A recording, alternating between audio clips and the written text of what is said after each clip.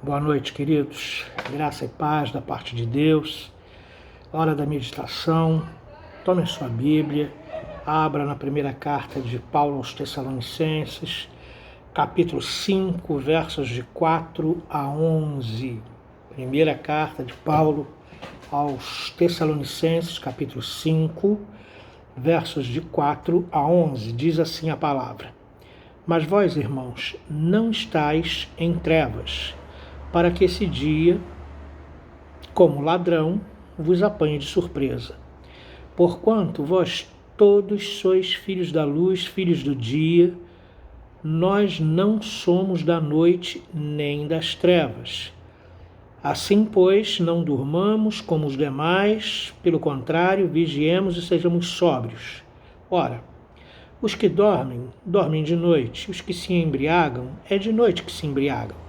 Nós, porém, que somos do dia, sejamos sóbrios, revestindo-nos da couraça da fé e do amor e tomando como capacete a esperança da salvação. Porque Deus não nos destinou para a ira, mas para alcançar a salvação mediante nosso Senhor Jesus Cristo, que morreu por nós, para que, quer vigiemos, quer durmamos, vivamos em união com Ele. Consolai-vos, pois, uns aos outros e edificai-vos reciprocamente, como também já estás fazendo. Paulo continua suas orientações aos Tessalonicenses. Quero só lembrar a você que a razão pela qual Paulo fala estas coisas é porque os tessalonicenses não haviam sido instruídos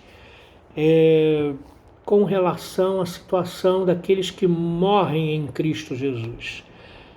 Se morremos hoje em Cristo, o que acontece? O nosso corpo é enterrado, a nossa alma sobe para Deus e já desfruta imediatamente do céu, de todos os benefícios da vida eterna, da perfeição e assim por diante.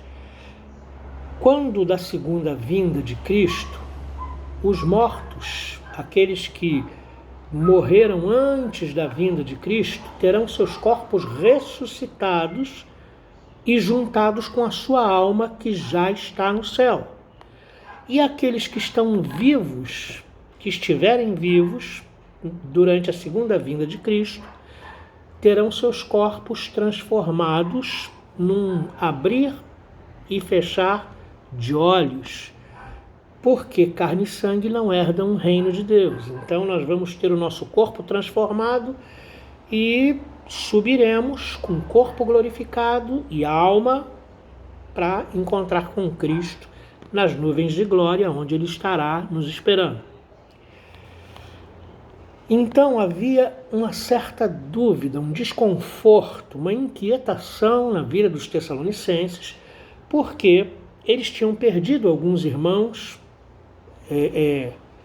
naquele tempo, e eles pensavam que esses irmãos que haviam morrido não estariam vivos na segunda vinda do Senhor e haveriam de se perder por algum motivo, não desfrutar de algum benefício da segunda vinda.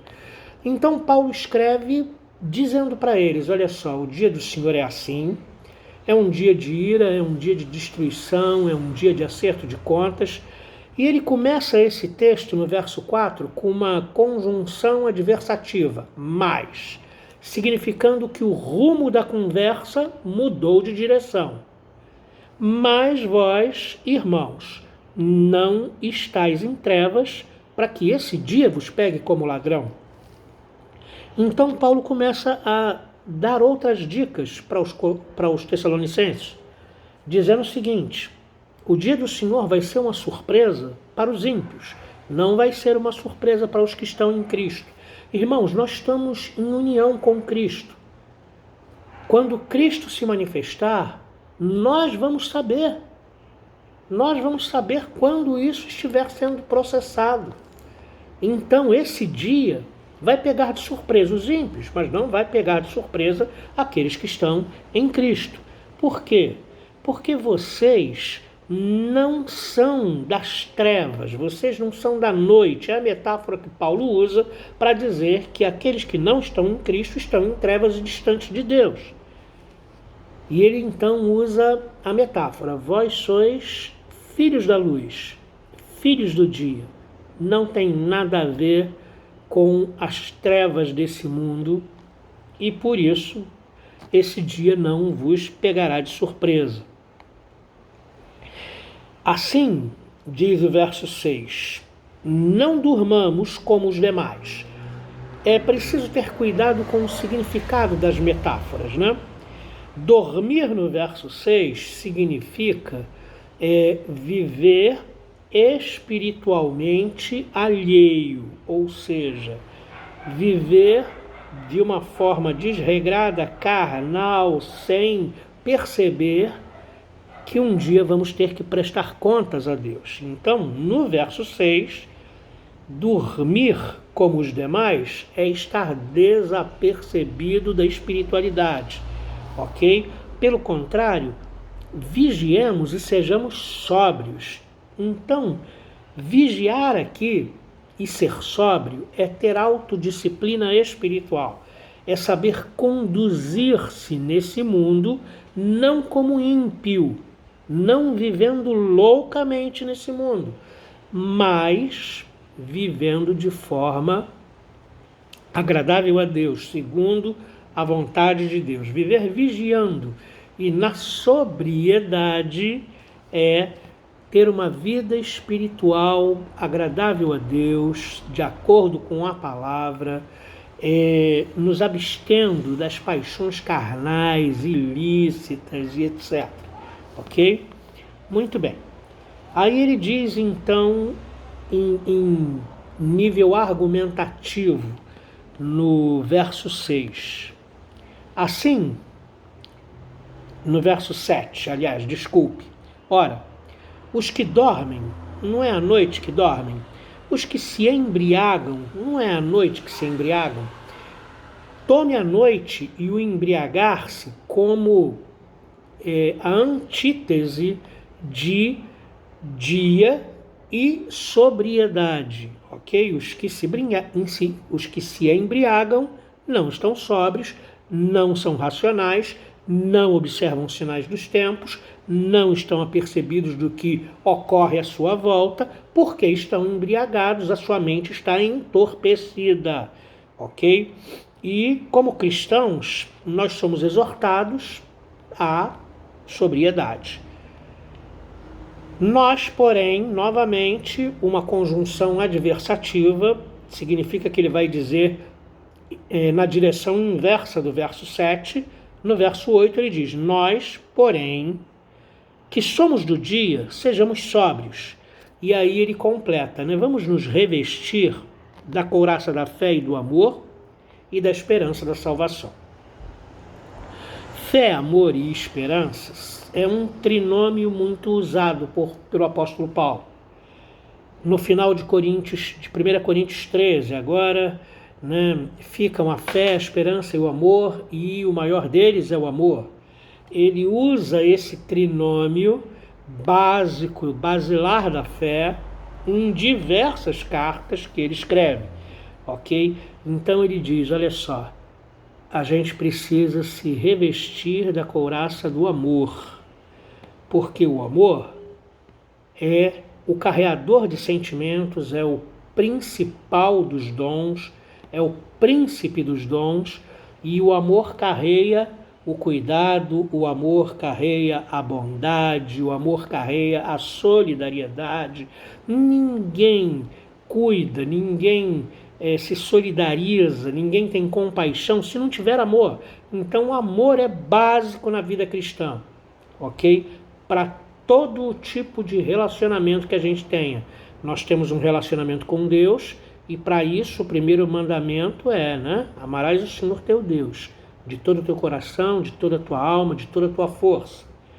E ao teu próximo como a ti mesmo. Então a vida cristã e a vida relacional uns com os outros é baseada no amor. Então Paulo recomenda: revistam-se da couraça do amor, né? Muito bem. A fé, sem fé é impossível agradar a Deus, sem fé é impossível ser salvo, sem fé é impossível receber a nova vida em Cristo, porque a nova vida em Cristo, ela nos é dada pela graça de Deus e é recebida por nós mediante a fé, como diz Efésios capítulo 2, versos de 6 a 8. Isso não vem de vós, é dom de Deus, ok? Muito bem. E a esperança é o que não nos permite desistir. A esperança é o que nos mantém no jogo, nos mantém caminhando, nos mantém de cabeça erguida. A esperança é fundamental à vida. Acabou a esperança, acabou a vida.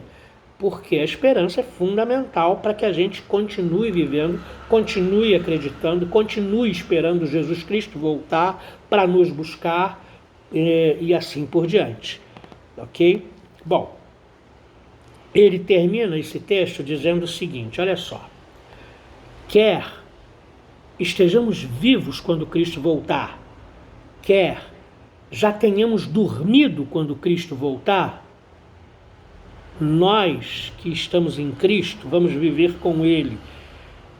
Isso ele diz no verso 9 e no verso 10. Por quê?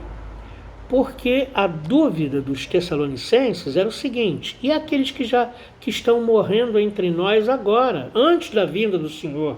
Então Paulo diz para eles: olha, quer estejamos vivos, quer estejamos dormindo no Senhor, nós vamos estar com Cristo quando Ele voltar. Se estivermos dormindo no Senhor, nossa alma já está com Ele, nosso corpo vai ser ressuscitado. Se estivermos vivos, o nosso corpo vai ser transformado num abrir e fechar de olhos e nós vamos ser conduzidos às alturas e encontrarmos com Cristo. Então, quer vigiemos, quer durmamos, quer estamos vivos, quer estejamos mortos na vinda do Senhor, não faz diferença, estamos em Cristo e em Cristo estamos seguros com Ele. Acabou a dúvida? Então, consolai-vos uns aos outros, edificai-vos reciprocamente, fortalecei-vos reciprocamente. Para isso serve a igreja, irmãos. A gente não caminha na fé sozinho, a gente é um corpo, e não dá para ser um corpo com um dedo, não dá para ser um corpo só com os olhos. Um corpo são vários membros formam a igreja, ok? O corpo de Cristo. Muito bem. Justamente para isso, para que a gente se console, para que a gente se edifique um ao outro, para que nós nos fortaleçamos mutuamente. Deus nos abençoe. Sem dúvida estamos em Cristo, então fortaleça o seu irmão, console o seu irmão, edifique a vida do seu irmão e seja edificado por ele, porque estamos em Cristo. E das mãos de Cristo, ninguém pode nos arrebatar. Deus abençoe, um bom sábado para você.